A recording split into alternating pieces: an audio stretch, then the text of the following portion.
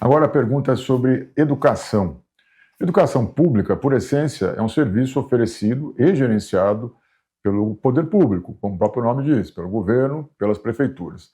Contudo, num cenário em que a Prefeitura de São Paulo não consiga atender à demanda e, especialmente, não consiga promover os avanços nos indicadores de aprendizado, a gestão privada de escolas municipais pode ser vista por alguns como uma solução mais eficiente e inovadora.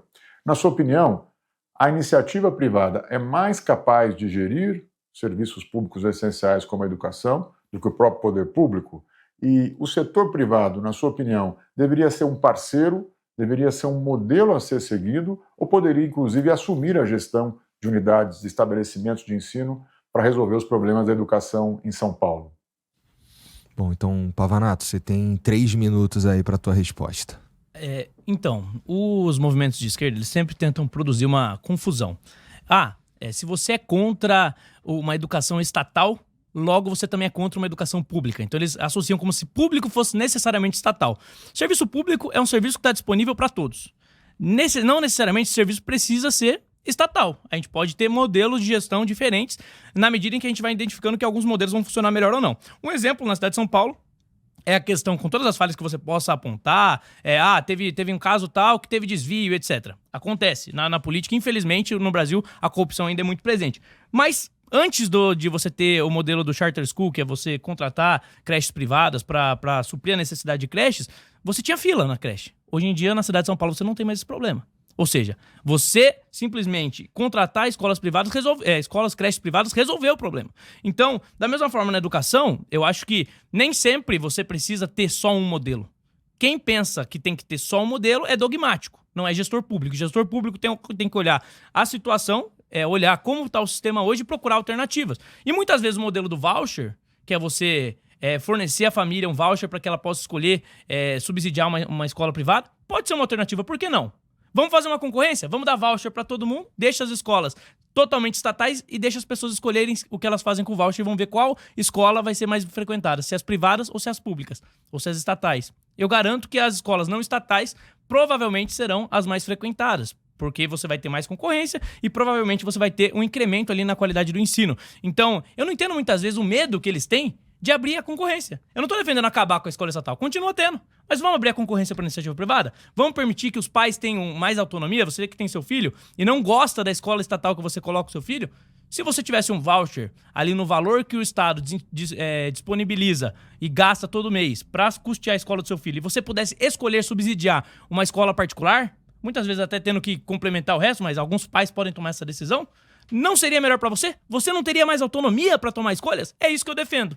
E é isso que ele não vai defender aqui. Ele vai tentar, obviamente, ele vai ter que criar um espantalho para dizer que, olha só, ele quer acabar com a escola pública, o que na verdade eu só não defendo que o modelo tem que ser totalmente estatal, porque realmente o modelo que eu defendo traz mais autonomia. Agora, quando você olha para o modelo de países que o pessoal costuma defender, o alinhamento com Cuba, o alinhamento com Venezuela, o alinhamento com outros países que você tem escolas plenamente estatais de baixíssima qualidade, apesar do que eles tentam propagar aqui no nosso país, aí é obviamente que ele vai defender esse mesmo modelo aqui pra gente, e não é um modelo que funciona. Você vê países como a Holanda, e você tem modelos mais abertos, e nesses países o modelo funciona melhor. Bom, então agora você tem 3 minutos. Não, Só 3 minutos, pelo costume, só para retomar a última pergunta, falar só uma questão. Tá. O Pavanato ele é um grande combatente dos invasores. Você sabe o que é grileiro, Pavanato? Grileiro é aquela pessoa que ela se apropria geralmente, um grande fazendeiro, de uma terra que não é dele, e daí eles botavam um grilo nos títulos de propriedade para fingir que era antigo e comprovar que aquele título era dele. Sabe o que o Tarcísio está fazendo aqui em São Paulo, Igor? Ele fez um projeto que é para regularizar a grilagem, ou seja, esses invasores de propriedade, o governador que ele defende está regularizando. E ele está regularizando, sabe por quanto? Tem terra maior que município no estado de São Paulo, que está sendo leiloada, regularizada com 90% de desconto. Duvido que você que está ouvindo a gente, quando você vai financiar seu carro, sua moto, sua casa, você consegue 90% de desconto. Mas para grande fazendeiro isso tem. Esses invasores, o Pavanato não fala. Mas vamos... Beleza. Ó, levantar a mão lá significa que tu fugiu do tema. É porque eu tava respondendo o outro, mas beleza, não vai acontecer. A gente criou um limite para poder fazer isso e sem fugir do tema por tempo suficiente. Vamos voltar para o tema da educação? Mas eu vou te dar uma advertência. Tudo bem. Não chora, não. Não, sem problema. Então vai lá. Não, sobre a questão da educação, o problema da educação pública no estado de São Paulo não é gestão, na minha visão.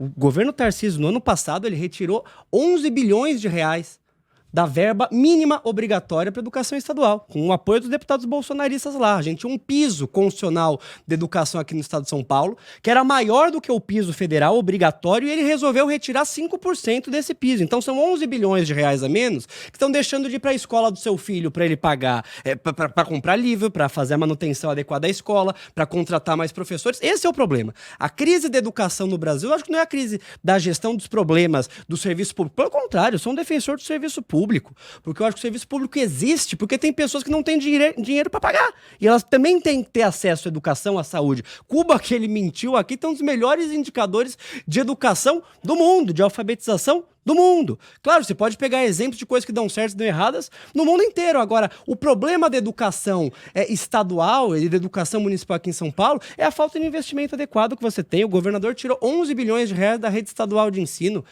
A maioria dos professores que estão hoje na rede estadual dando aula são categoria O, que é um vínculo precário, que você não tem qualquer garantia para o professor poder ter tempo para se dedicar, para se formar adequadamente. E isso o Pavanato não fala nada. Eu acho que a iniciativa privada, ela existe com um objetivo, não importa em qual área, é a lucratividade do seu empresário. Acabou. Na sociedade que a gente vive, isso é perfeitamente normal.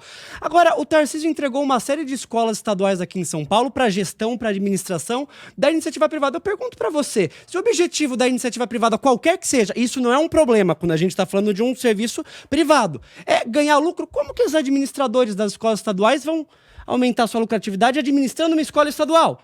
Eles vão gastar menos com a reforma da escola, vão gastar menos com a compra de material didático para os alunos, vão fazer menos investimentos que os alunos precisam. Então, o que a gente está vendo é que essa lógica de você... Essa é a cantilenha que eles fazem, né? Você vai lá, você desinveste na educação, você tira 11 bilhões de reais para a escola piorar, deteriorar a sua qualidade. E depois você fala, tá vendo? A gente tirou dinheiro, o público não dá conta, o privado tem melhor condição de administrar. Acho que isso não é a solução para a educação de São Paulo. Boa. Então agora, essas foram as perguntas do jornalista, então a gente vai voltar agora para a mesma coisa que a gente fez no primeiro bloco. Nesse terceiro bloco são perguntas livres com a mesma dinâmica. Então a pergunta vai ter 1 minuto, a resposta 3, a réplica 2 e a tréplica 1, tá bom? Eu vou sortear aqui novamente quem vai começar, tá bom? Sem olhar, não tô nem olhando. Deixa a câmera em mim aí para todo mundo ver que eu não tô nem olhando. Vamos lá. Pô, tá de sacanagem, vai parecer que eu tô roubando. Tu tá vendo que eu não tô roubando, Pavanato. Tá bom? Então tá. Ó, aqui é o ditado. Isso. Então, ó, o Cortez vai fazer a primeira pergunta, então. Tô com sorte hoje. Vamos continuar falando de educação. Pavanato gosta muito de universidade, ele passa boa parte do tempo dele indo em universidades públicas provocar os estudantes, tentar fazer um sensacionalismo lá para depois postar vídeo na internet, falou que apanhou de adolescentes, que rasgaram as bandeiras deles. As nossas universidades estaduais em São Paulo são um motivo de orgulho para o Brasil, estão entre as melhores universidades do Brasil, da América e do mundo, e produzem muita coisa boa, que deveria ser motivo de orgulho que um vereador como o Pavanato deveria estar buscando valorizar, incentivar e não fazer esse tipo de sensacionalismo. Então, como o Pavanato ele frequenta muito as universidades públicas, eu queria perguntar para ele se ele sabe qual que é o investimento das universidades estaduais paulistas, a USP, a Unesp e a Unicamp, qual que é a fonte de financiamento das nossas universidades e desde quando que esse valor está congelado na mesma porcentagem. Vai lá, Pavanato. Bom, tem 3 minutos aí para tua resposta. Bom, primeiramente, é até bom porque ele fez essa pergunta e eu vou poder matar uma pergunta minha. Vou poder devolver uma pergunta aqui para expor como é a hipocrisia da esquerda no nosso país. Eu não sou... Ele tá com a cola dele ali, ele anotou todos os números, então eu não sei os números de cor de cabeça, obviamente. Isso é óbvio, né? Não sou um computador. Mas é interessante que aconteceu. Esses meus vídeos que ele fala que eu vou na faculdade para provocar, eu tentei fazer basicamente o que acontece nos Estados Unidos. Você vai numa faculdade, coloca a sua mesa e propõe um debate. Eu desafio todo mundo que está assistindo esse podcast, assistam os meus vídeos. E vejam se em algum momento fui eu que causei o tumulto. Todas as vezes que eu tentei debater dentro da USP, eu coloquei a minha mesa, coloquei as minhas plaquinhas com as perguntas para as pessoas sentarem voluntariamente e debaterem comigo. E o que aconteceu? Eu fui agredido. Em uma das vezes, os supostos estudantes, membros de DCE, essa cambada que tá lá gastando dinheiro público, mas não estuda, usaram barras de ferro pra tirar a gente de lá. Tentaram roubar celular, tentaram quebraram câmera. Para além disso, recentemente, depois da morte do Charlie Kirk, eu recebi diversas ameaças de morte. Diversas. Assim, e ameaças explícitas de professores universitários, de Universidade, Instituto Federal do Rio Grande do Sul, recebi ameaça de morte. E identifiquei 2 alunos da USP. Notifiquei a faculdade, fiz postagem, expus. Quantas vezes eu já fui agredido lá? Quantas vezes os alunos foram responsabilizados? Nunca! Fui ameaçado de morte por 2 alunos. O que a USP fez? Nada. Por quê? A universidade pública no Brasil é aparelhado, principalmente os departamentos de humana, é aparelhado pela extrema esquerda. E aí o que acontece? O que acontece é que eu que vou lá propor debate dentro de uma faculdade que deveria ser um espaço para debate, eu sou o perseguido e o taxado como radical. E quem bate em mim, quebra minha câmera e me persegue, é taxado como democrático e moderado. E nada acontece, a justiça não faz nada, a USP, diretor da USP vai lá passar pano, enquanto eu tava tentando gravar um vídeo, enquanto nos Estados Unidos você tem um espaço muito mais democrático. Além disso, ele perguntou aqui em relação aos investimentos. Eu sou a favor da gente melhorar os investimentos nas faculdades públicas.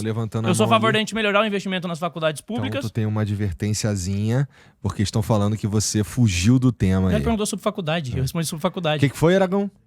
Tá, uma advertência, relaxa, agora tem uma pra cada um. Continua então, vai.